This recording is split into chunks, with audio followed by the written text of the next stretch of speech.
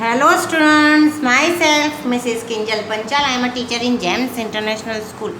Students of Standard 6, listen carefully. How are you students? I hope you are very fine at your home. Students, in this video I will start your new chapter and last one chapter, chapter 17. Okay, and this one is your last chapter in SS subject. Okay, understood? ये आपका last chapter है आपके ऐसे subject में जो आज मैं यहाँ स्टार्ट कर रही हूँ. ओके, लाइवलीहुड मतलब आजीविका. आजीविका मीन्स जो पैसे आते हैं, यानी हमारा जो जीवन है, लाइफ स्पेंड करने के लिए हमें जो मनी चाहिए. ओके, उसको क्या बोलते हैं? आजीविका. क्योंकि आज के ज़माने में कोई भी मुफ्त में काम नहीं करेगा, क्योंकि पेट के लिए उनको पैसे चाहिए, तभी तो उस पैसे से वो अपने खाना वाना जो भी प्राइमरी रिक्वायरमेंट है वो परचेस कर सकते. Okay, so this one is your last one chapter. Okay, livelihood everyday. Okay, सब लोग काम करने जाते हैं एवरीडे. क्यों? आजीविका लाइवलीहुड के लिए मतलब पैसे के लिए. ओके, बिना पैसे के तो कोई काम नहीं करेगा, जिसको क्या बोलते हैं? लाइवली वेतन. हाँ, ओके, अर्निंग जो होती है ना उनकी, उसको. So hard words. लाइवलीहुड मतलब आजीविका, जीवन जीने के लिए जो पैसों की ज़रूरत होती है. ओके, आजीविका, लाइवलीहुड, जीवन निर्वाह भी बोलते हैं इसको. Okay, livelihood. एमिट्स मतलब कुछ होता है तो उसके बीच में जो होता है, के बीच. ओके, के बीच. लाइवलीहुड मतलब आजीविका, जीवन निर्वाह जिसको बोलते हैं. एमिट्स मतलब के बीच. Constitutions know very well, this one is most important, civics में आता है बार बार. ओके, कॉन्स्टिट्यूशंस मीन्स बंधारण, संविधान बोलते हैं. ओके, संविधान बोल सकते बोला. प्लोफ मतलब जो हल होता है, वो खेत को जो हम खुदाई करते हैं ना. ओके, जो उसको बोलते हैं. Okay, fine. इंस्पाइट ऑफ मतलब के बावजूद. इंस्पाइट ऑफ मतलब कुछ होता है तो कि उसके बावजूद. ओके, के बावजूद. पैसर बाई मतलब जो ट्रैवलर्स होते हैं, मुसाफिर, राही जिसको बोलते हैं. राह पर चलने वाले जो होते हैं राही, उसको पैसर बाई बोलते हैं. ओके, मतलब मार्ग में, जिसको क्या बोलते हैं? मार्गी बोलते हैं. मार्ग पे चलने वाले होते हैं ना, यानी रोड पे चलने वाले लोग. एक्सॉस्टेड यानी थका, मांदा, बीमार होता है, थका हुआ. माइग्रेट मीन्स एक्चुअली प्रवासी बोलते हैं इसको. माइग्रेट मीन्स प्रवासी, प्रवास करना. प्रवास मतलब ट्रैवल करना. ओके, जैसे हमारे नल सरोवर जो है वहाँ माइग्रेट जो फ्लैमिंगो होते हैं वो माइग्रेट करने आते हैं, पता है ना, साल में एक बार आते हैं माइग्रेट करने. यानी प्रवासी जो फॉरेन से आते हैं नल सरोवर में, फ्लैमिंगो कुछ देर हम वहाँ रहते हैं फिर चले जाते हैं. यानी हर साल वैसे उसका टाइम होता है, उस टाइम आ जाते हैं फिर चले जाते हैं. यानी उन लोगों को माइग्रेटरी बर्ड्स बोलते हैं. Migrate birds. Fertiliser you know very well, खाद. ओके, लीव मतलब बदले में, जगह, उसकी जगह, यानी किसी के बदले में या किसी के जगह पे. ओके, उसको लिव. एक्सप्लोर मतलब छानबीन करना, खोज करना. एक्सप्लोर मतलब छानबीन करना, खोज करना. ओके, चलो. ऑर्चार्ड मीन्स उपवन बोलते हैं, बाग बगीचा बोलते हैं. जैसे गार्डन होता है ना, पर गार्डन कैसा होता है कि उसमें सिर्फ ग्रास उगा होता है, सब लोग घूमने आते. ऑर्चार्ड क्या होता है? वो भी एक बगीचा होता है, लेकिन यहाँ ज़्यादातर फ्रूट्स वो सब ज़्यादा होता है. ओके, उगता है तो उसको ऑर्चार्ड बोलते हैं. वहाँ अच्छे से फ्लावर्स भी होते हैं, फ्रूट्स, कुछ वेजिटेबल्स भी वहाँ ग्रो करते हैं. सो इसको ऑर्चार्ड बोलते हैं. कि मैटरनल मीन्स कैसा होता है कि ननिहाल जिसको बोलते हैं. ननिहाल मतलब मम्मी का जो मायका होता है, उसमें जो भी होता है वो उसको क्या बोलते हैं? मैटरनल हाउस बोलते हैं. ओके, उसको मैटरनल हाउस बोलते हैं. जैसे मम्मी का जो मायका होता है उसको maternal house. Okay, calamity means आफत, तूफान. कैलेमिटी मीन्स आफत, तूफान. ऑक्यूपेशन मतलब पेशा, धंधा. ओके, ऑक्यूपेशन मतलब पेशा, धंधा. So students, this one is hard words of chapter 17. Okay, you have to write in your essays notebook. Okay, essays. Okay, students, I will send chapter 17's workbooks photo also today. Okay, देख लीजिए. See all hard words. आपको लिखना है. Okay. Now open your essays textbooks chapter 17. Livelihood. Okay.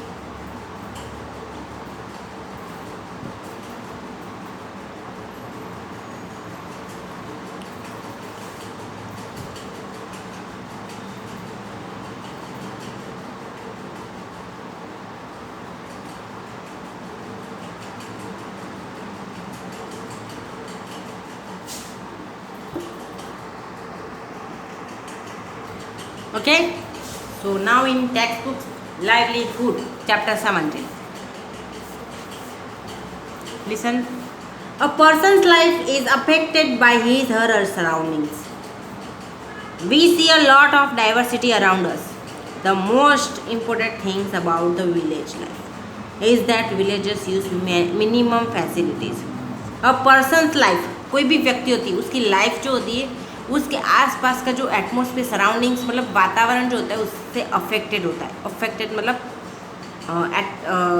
क्या बोलूँ, affected मतलब असर करता है. Okay. A person's life is affected by his her surroundings. वहाँ वो जहाँ रहता है उस एरिया का जो एटमॉस्फेयर है, उसका जो रहन सहन उससे अफेक्टेड होता है. ओके. हम लोग हमारे आसपास बहुत सारी डाइवर्सिटी देखते हैं. डाइवर्सिटी मतलब विविधता देखते हैं. सब कुछ अलग अलग होता है सबके आसपास. Okay. So we see a lot of diversity around us. Okay. The most important things, सबसे ज़्यादा इम्पोर्टेंट थिंग्स क्या है, ग्राम्य जीवन के बारे में. ओके. क्योंकि वहाँ जो विलेजर्स लोग रहते हैं उनको बहुत कम फैसिलिटी उसको मिलती है और वो लोग बहुत कम फैसिलिटी यूज़ करते हैं. जैसे सिटी के मुकाबले सिटी में जितनी फैसिलिटी होती है उतनी गांव में नहीं होती facility. Okay. They are connected with economic system in different ways. Most of the people are engage in farming. Local arrangements and local environment directly affect the village life. Okay. अब वो लोग जो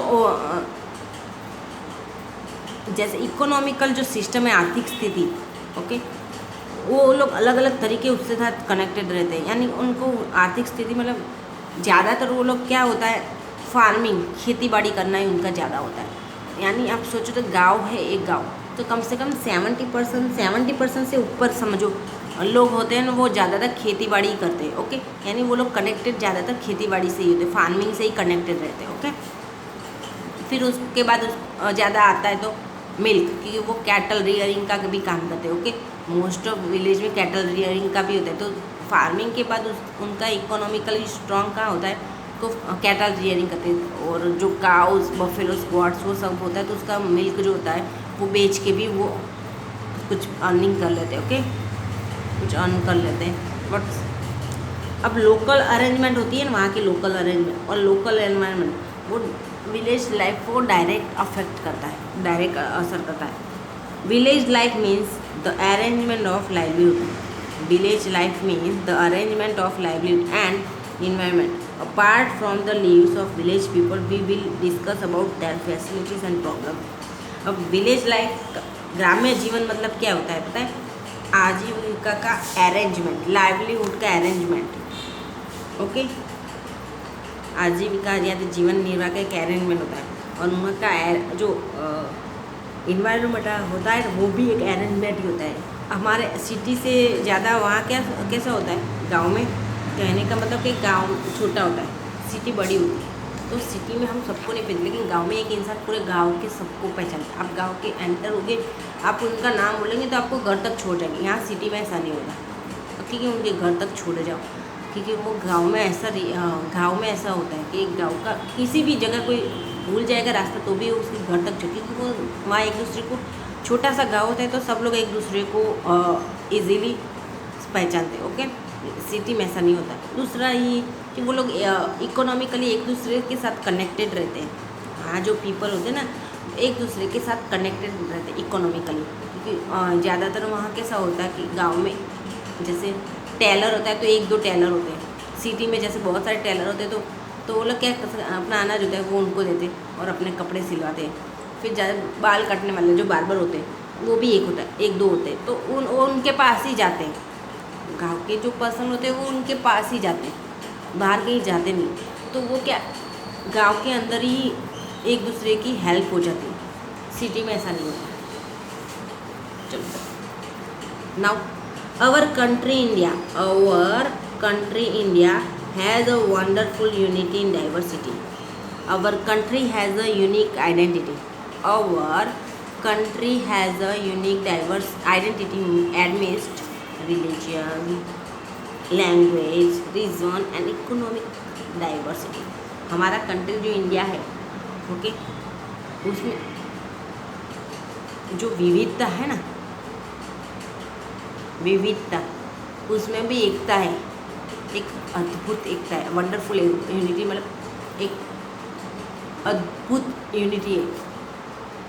हमारे इंडिया कंट्री है, उसमें बहुत सारे state है, स्टेट के वाइज सबकी लैंग्वेज अलग होती है, उनका जो रहन सहन है, अटायर जो है वो सब अलग अलग डिफरेंट है, सब कुछ डिफरेंट होने के बावजूद हमारे में एक यूनिटी है कि हम लोग ऐसा बोलते हैं कि हम भारतीय। ओके, अब ये हमारी कंट्री की जो एकता है ओके, उसमें क्या है, रिलीजन धर्म के हिसाब से सब अलग है, लैंग्वेज के हिसाब से, प्रदेश के हिसाब से भी हर जगह एक जैसा नहीं है। ओके, तो उसमें भी के बीच में जो आइडेंटिटी है एक, वो उसमें भी एकता है कि हम भारतीय हैं।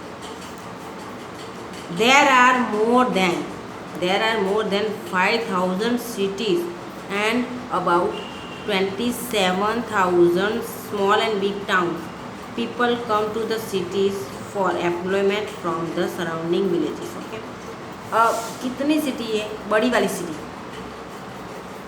Okay, there are more than 5,000 cities है, 5,000 सिटीज़ है और 27,000 स्मॉल एंड बिग टाउन्स है, छोटे या बड़े टाउन्स है।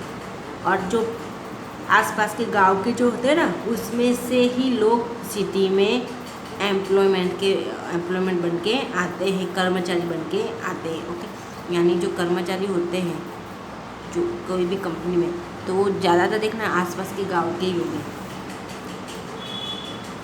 people from other states also come to the cities or towns। our constitutions grants right to settle and develop peacefully anywhere in India। Okay, हमारा जो संविधान है उसमें राइट सेटलमेंट डेवलपमेंट होता है, जहाँ इंडिया में कोई भी एकदम शांति और डेवलपमेंट का ग्रांट किया होगा, हक है हमारा। ओके, कि हमारे देश में हमें शांति रखनी चाहिए। people living in cities are connected with various occupations। some people have connected with more than one occupation। we see many people around us। everyone needs to create income to earn a livelihood for family। people earn their livelihood by service, business and और labour work. Okay, अब जो people जो होते हैं जो city में रहते हैं, सिटी में जो रहने वाले लोग हैं वो अलग अलग तरीके के जो ऑक्यूपेशंस होते हैं, धंधा रोजगार, उससे कनेक्टेड होते हैं। कोई लोग तो ऐसे होते हैं कि एक के साथ दूसरा भी धंधा करते रहते हैं। ओके, एक धंधे से यानी देखो एक धंधा करो और दूसरे 2 धंधे करो, तो उसमें क्या उनको फ़ायदा होता है कि उनका जो रहन सहन है वो थोड़ा सा इम्प्रूवमेंट, उसमें थोड़ी सी इम्प्रूवमेंट आएगी। दूसरा ये कि हम आसपास में बहुत सारे लोग देखते हैं ओके,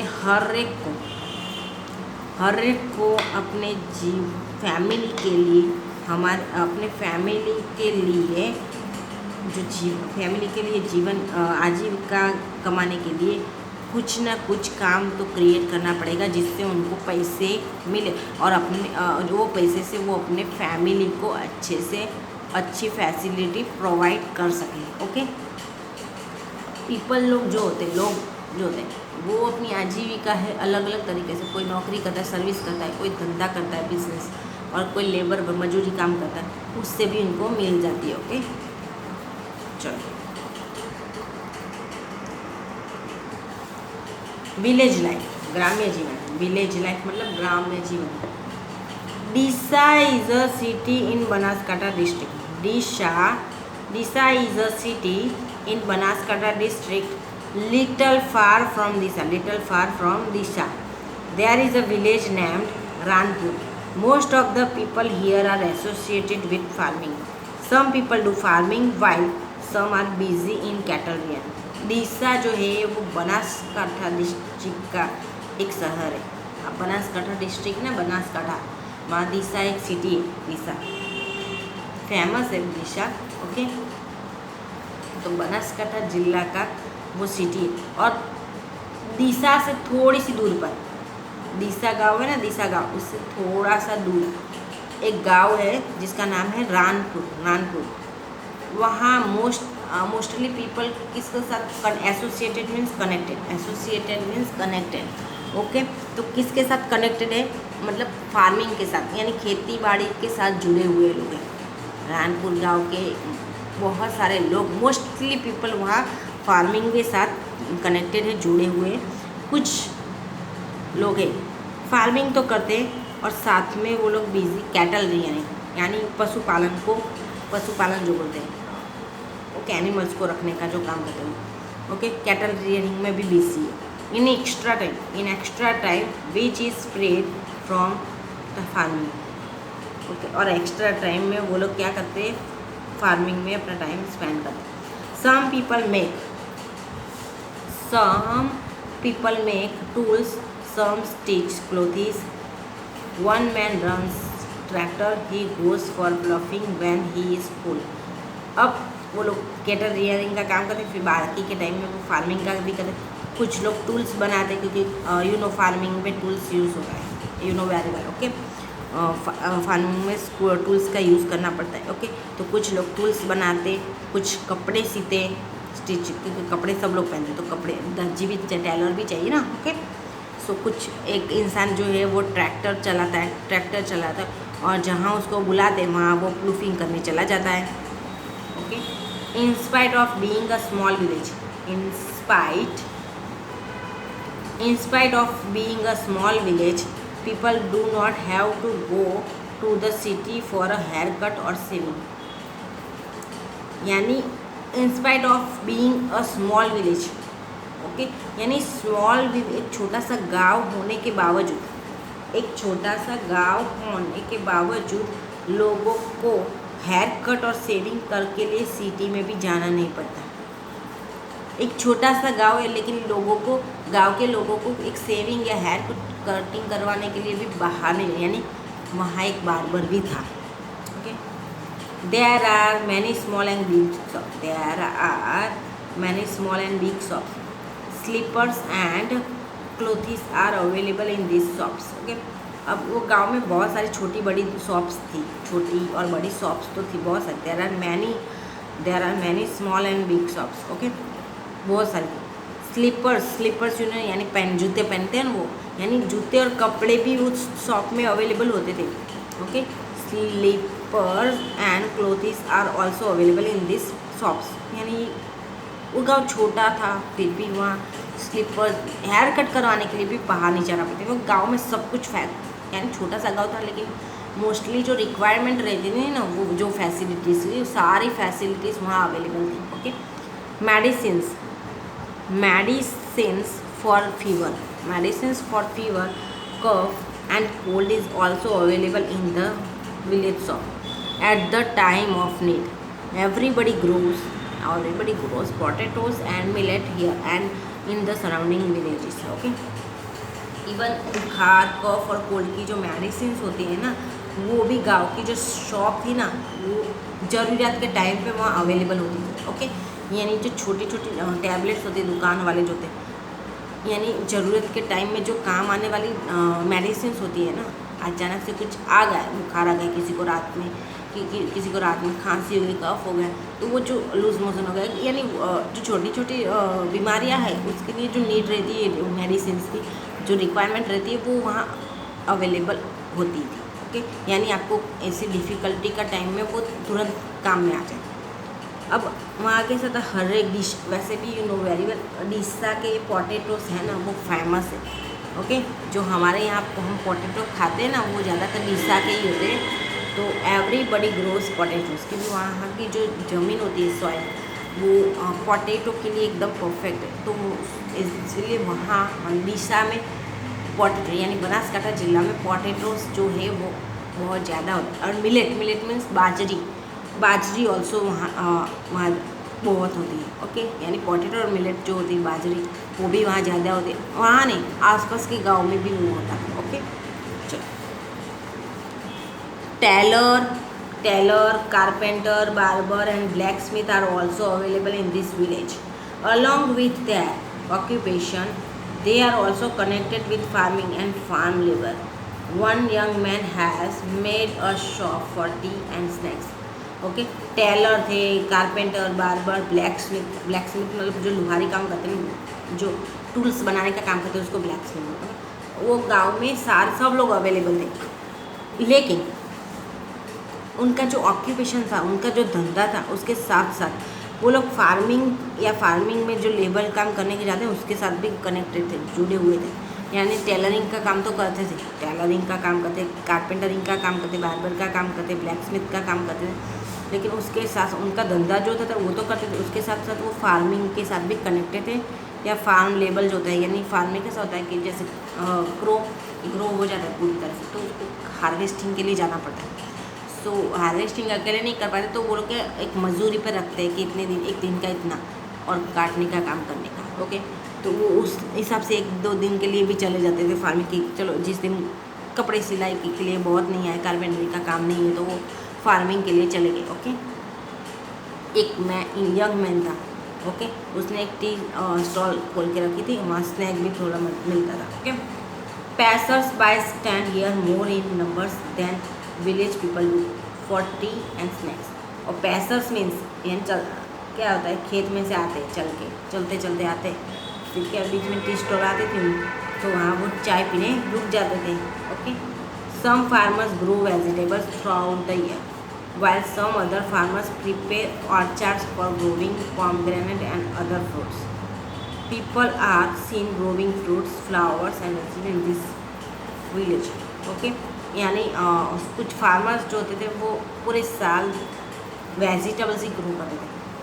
कुछ फार्मर्स होते थे वो पूरे साल वेजिटेबल्स ही ग्रो करते थे, जबकि कुछ फार्मर्स जो थे वो अपने ऑर्चार्ड मतलब बगीचे में पॉमग्रेनेट मतलब पॉमग्रेनेट दाने वाला आता है ना, जिसको आप क्या बोलते हो, दाढ़म, ओके, वो ग्रो करते थे। और कुछ दूसरे फ्रूट्स भी ग्रो करते हैं अपने ऑर्चार्ड में। ओके, और कुछ पीपल्स जो थे वो अपने गांव में फ्रूट्स, फ्लावर्स, वेजिटेबल्स सब कुछ ग्रो करके करते थे। ओके, यानी गांव छोटा था फिर भी सारी फैसिलिटीज़ वहाँ अवेलेबल थी। सो स्टूडेंट्स, मैं यहाँ मेरा वीडियो स्टॉप करें now. Okay, in next video I will start from here. So bye.